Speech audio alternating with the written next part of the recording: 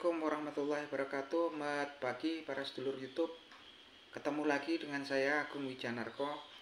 Oke para sedulur YouTube, di pagi hari ini seperti biasa saya pengen mengajak teman-teman sedulur-sedulur saya di kanal YouTube saya ini untuk ngobrol-ngobrol santai. Jadi teman-teman, seperti yang kita ketahui beberapa saat yang lalu, beberapa waktu yang lalu, bahwasanya ada berita bahwasanya kemungkinan besar Partai Golkar yang tergabung dalam Koalisi Indonesia Bersatu akan bergabung dengan Koalisi Kebangkitan Indonesia Raya, di mana di Koalisi Kebangkitan Indonesia Raya itu sudah ada dua partai yang tergabung ya. Seperti kita ketahui ada Partai Gerindra dan Partai Kebangkitan Bangsa.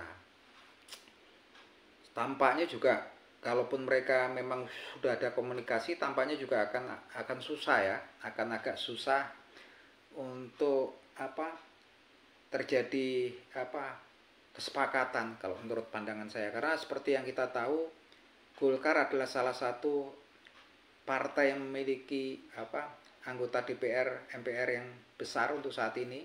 Jadi berdasarkan hasil pemilu yang lalu, jadi nomor satu itu yang memiliki perolehan suara terbesar adalah Partai Demokrasi Indonesia Perjuangan, kemudian Partai Gerindra, nyusul ketiganya adalah Partai Golkar, keempatnya adalah PKB.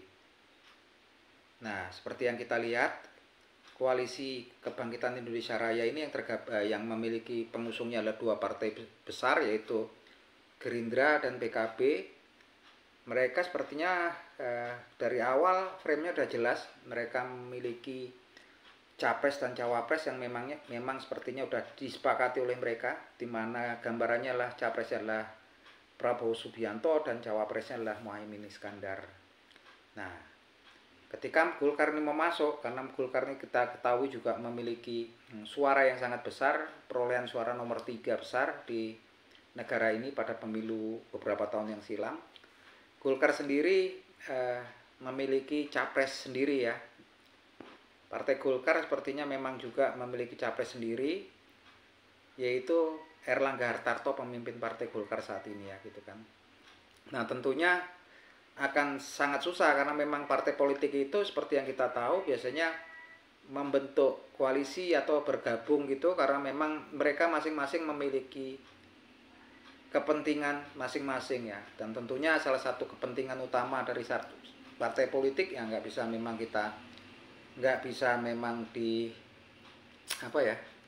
hilangkan gitu aja gitu kan. Pasti mereka pengen menempatkan kadernya untuk ikut ya dalam konstelasi Pilpres 2024 nanti dalam pemilihan gitu kan. Paling setidaknya kalaupun nggak capres tentunya jadi cawapres. Kalau capresnya udah jelas ya Prabowo Subianto. Nah, ini kan memang runding-rundingannya akhirnya agak susah ya antara cawapresnya, karena memang dari awal memang cawapresnya memang udah harapan besar dari PKB adalah Muhaimin Iskandar sebagai wakil mereka di calon di Pilpres 2024 nanti. Tapi kalau kita lihat memang analisanya kalau menurut saya sendiri memang untuk capres Prabowo Subianto yang paling potensial ya tentunya dari Muhaimin Iskandar gitu kan untuk menjadi cawapresnya, karena kalau kita lihat dia kan memang basicnya kan dari Nahdlatul Ulama ya, NU ya, dan kemudian beliau itu Muhaimin Iskandar ini kan memang selain dari Nahdlatul Ulama gitu kan, beliau juga lah tokoh yang memang populer, terkenal, dan memiliki pendukung akar rumput yang besar ya di wilayah Jawa Timur gitu kan. Nah, kalau Prabowo Subianto ini kan memang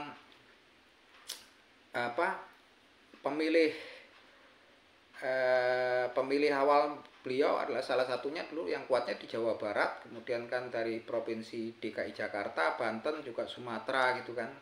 Kurang lebihnya seperti itu ya kalau Prabowo Subianto.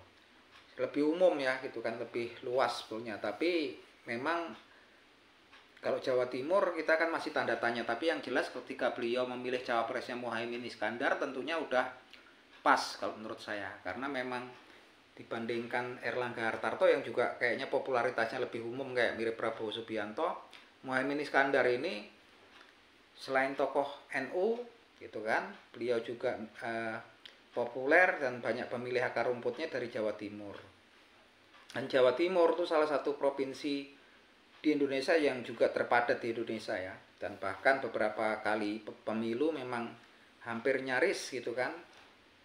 Nggak ada presiden di Indonesia yang memenangkan pemilu kecuali memenangkan satu dari dua provinsi antara Jawa Tengah atau Jawa Timur. Jadi kalau menurut saya pribadi ya memang pasangan Prabowo Subianto dan Muhaimin Iskandar itu pasangannya udah pas, saling mengisi ya gitu kan, saling mengisi gitu kan. Jadi membantu perolehan suara daripada Prabowo Subianto sendiri kalau kemudian mengambil cawapresnya Muhaimin Iskandar gitu kan. Tapi tentunya juga Partai Golkar juga berharap kadernya bisa menjadi cawapres kan tentunya. Nah itu memang perlu tampaknya agak alot ya teman-teman gitu kan. Dan tawarannya terakhir seperti yang kita dengar-dengar di berita bahwasannya tawarannya terakhir capresnya Prabowo Subianto, cawapresnya adalah Muhaimin Iskandar. Dan kemudian tawaran untuk Erlangga Hartarto adalah menjadi ketua tim pemenangan atau tim sukses dari capres Prabowo Subianto dan cawapres Muhaimin Iskandar. Dan tentunya ini akan alot karena Partai Golkar kan juga memiliki perolehan suara di pemilu yang lalu yang nomor 3, termasuk partai besar ya di Indonesia 3 besar gitu kan. Artinya kalau memang udah banyak berita mereka akan tergabung dalam satu koalisi besar katanya kan, ada 3 partai di situ. Tentunya nggak semudah itu ya. Dan Golkar pun ya posisinya juga agak rumit karena memang di koalisi Indonesia Bersatu P3 sudah menyatakan dukungannya kepada capres Ganjar Pranowo ya, bergabung dengan PDI Perjuangan. Tertinggal di situ satu partai Amanat Nasional, dan itu pun sampai sekarang belum kita ketahui apakah mau bergabung dengan PDI Perjuangan atau tergabung dalam koalisi Kebangkitan Indonesia Raya gitu kan. Nah kita tunggu teman-teman. Terlepas dari itu semua, kalau kita lihat, saya pun agak sedikit lega, tenang, karena memang kalau kita lihat kalau capresnya ini nanti ada 3 gitu kan, taruh kata adalah Ganjar Pranowo, Anies Baswedan, dan Prabowo Subianto. Saya ngerasa Anies Baswedan tuh diuntungkan ya dengan ada capres 3 ini, sangat diuntungkan. Karena apa? Memang pemilih Anies Baswedan ini sebetulnya dasarnya memang mirip dengan pemilih Prabowo Subianto simpatisannya dulu ya gitu kan. Dulu, tapi sekarang kan berubah. Mungkin juga sebagian besar saya rasa juga sekarang banyak yang beralih ke Anies Baswedan gitu kan. Karena memang beberapa waktu yang lalu Prabowo Subianto tergabung dengan oposisi gitu kan, tergabung menjadi salah satu menteri dari pemerintahan Presiden Joko Widodo gitu kan, yang mungkin gitu kan beberapa dari simpatisan beliau dulu, pemilih beliau dulu mungkin beberapa agak kecewa gitu kan, dan tentunya akan beralihnya mereka akan ke Anies Baswedan. Dan kalau kita lihat ini kan pemilihnya kemungkinan besar akan terbagi gitu kan antara pemilih nasional ya, nasionalis gitu kan, antara Prabowo Subianto dan Ganjar Pranowo. Itu sepertinya akan nanti akan ada pembagian gitu kan. Kalau suaranya Anies Baswedan, pemilih Anies Baswedan simpatisannya tentunya juga yang dulu juga nggak akan berubah. Nah di sini karena memang tergabung dalam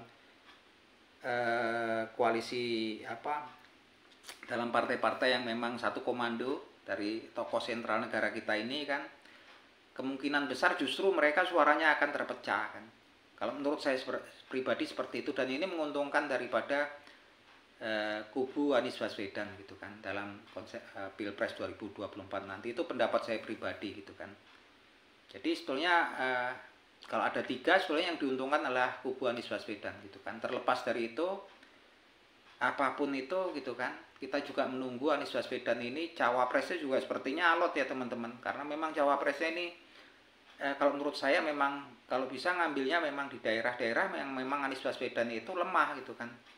Daerah di yang Anies Baswedan itu lemah kalau menurut saya dari Jawa Tengah gitu kan, bolongnya Jawa Timur, kemudian beberapa wilayah di Indonesia Timur seperti Bali gitu kan, atau Papua gitu kan, yang tentunya memang harus alternatifnya cara instannya adalah mencari cawapres yang memang populer di area-area tersebut gitu kan. Walaupun hal ini juga akan susah karena seperti yang kita tahu ada 3 partai pendukung daripada koalisi yang dukung Anies Baswedan, dan tentunya partai-partai yang mendukung koalisi Anies Baswedan ini adalah memiliki juga intent ataupun kepentingan untuk menempatkan kader partai mereka sebagai cawapres, yang tentunya kadang-kadang juga nggak pas kalau saya kata, karena memang kemarin sempat dengar dari ada tawaran dari salah satu partai pendukung Anies Baswedan, dari 2 partai adalah untuk agar kader mereka gitu kan, seperti dari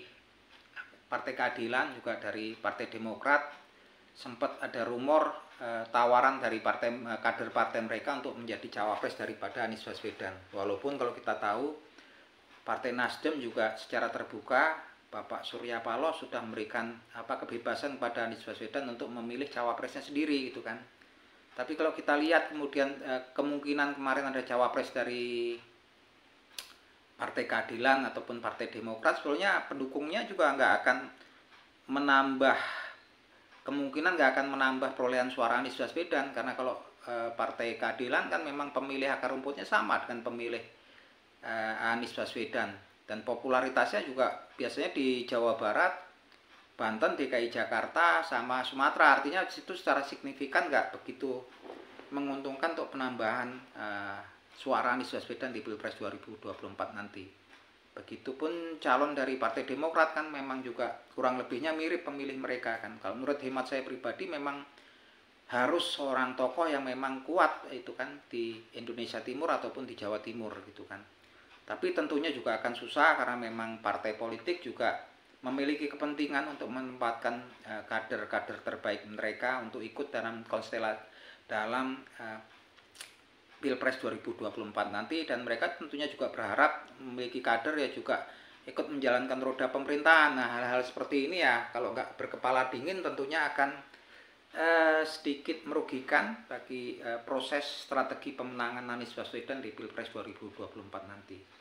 Tapi saya tetap berharap bahwasanya nanti juga Anies Baswedan mendapatkan cawapres yang memang disetujui oleh partai-partai yang mendukung beliau gitu kan. Dan tokoh tersebut memang populer dan memiliki pemilih akar rumput, pendukung akar rumput di area Jawa Tengah, Jawa Timur ataupun Indonesia Timur. Itu harapan kita ya teman-teman. Kita juga nggak tahu karena memang harapan simpatisannya atau relawannya gitu, simpatisannya lah gitu kan. Belum tentu juga karena memang partai politik selalu ada kepentingan tersendiri dari partai mereka. Kita tunggu aja teman-teman. Terlepas dari itu memang kalau capresnya 3, saya pikir ini keuntungan besar buat kubu Anies Baswedan gitu kan.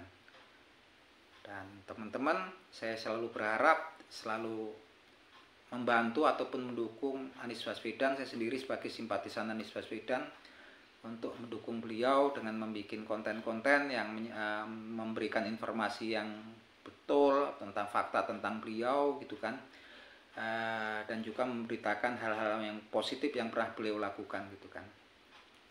Karena memang saat ini memang di dunia medsos gitu kita nggak ngerti, memang banyak pihak yang kemudian mengail di air keruh ya, dengan komen-komen yang menghina, komen yang menyerang, komen negatif yang kita sendiri kalau menurut hemat saya pribadi, bahkan mungkin orang-orang tersebut saya rasa juga bukan salah satu simpatisan daripada 3 capres yang ada saat ini gitu kan. Kita nggak ngerti karena memang banyak pihak yang memiliki kepentingan ya dalam konstelasi untuk mendapatkan presiden di Pilpres 2024 nanti gitu kan. Dan saya sendiri selalu berpesan pada simpatisan ataupun relawan Anies Baswedan gitu kan, juga kepada diri saya sendiri, kalau ada komen yang menghina, menyerang gitu kan, please jangan direspon teman-teman, jangan direspon gitu. Karena sebetulnya kalau mereka itu memang simpatisan atau pendukung dari salah satu capres selain Anies Baswedan, tentunya mereka akan cukup dia mempromosikan ataupun memberitakan tentang capres yang mereka miliki. Ini tampaknya enggak. Memang mereka sibuk mengurusi seseorang ya, pribadi seseorang, mengurusi tentang capres yang mereka nggak sukai gitu kan. Kan aneh gitu kan. aneh gitu kan. Saya sering sekali gitu ketika saya bikin konten seperti ini nanti tampak sekali gitu kan banyak pihak yang memang menyerang Anies Baswedan gitu kan. Dan kesannya mereka itu aneh kan, kalau mereka simpatisan dari oposisi Anies Baswedan ngapain ngurusin capres yang lain tiap hari, sementara kalau saya sendiri, saya simpatisan ataupun orang yang mendukung Anies Baswedan, saya cukup memberitakan tentang hal-hal positif, fakta tentang Anies Baswedan. Tapi memang ada beberapa pihak yang khusus selalu gitu kan menyerang pribadi Anies Baswedan. Saya berharap gitu, saya sendiri nggak pernah merespon hal tersebut gitu kan, dan saya nggak yakin bahwasanya orang-orang tersebut adalah orang-orang daripada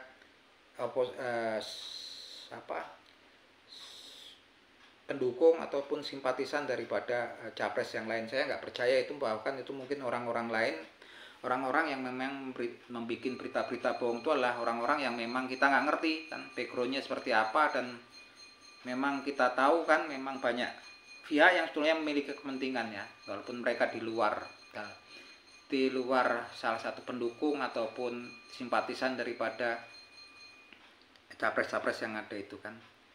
Oke, terlepas dari itu, saya akan selalu membuat konten untuk membangun komunikasi dengan sesama sahabat Anies Baswedan ya. Sekalipun saya juga bukan relawan Anies Baswedan, saya murni mendukung beliau karena berharap, saya lihat beliau memang tokoh yang cocok untuk menjadi pemimpin Indonesia di masa depan. Dan kalaupun nanti juga kalah ya, namanya supporter yang baik gitu kan. Supporter hanya sebatas memberikan dukungan kan gitu kan. Oke gitu teman-teman, obrolan kita di pagi hari ini. Salam seduluran dari saya, Agung Wijanarko dari Jawa Barat ya.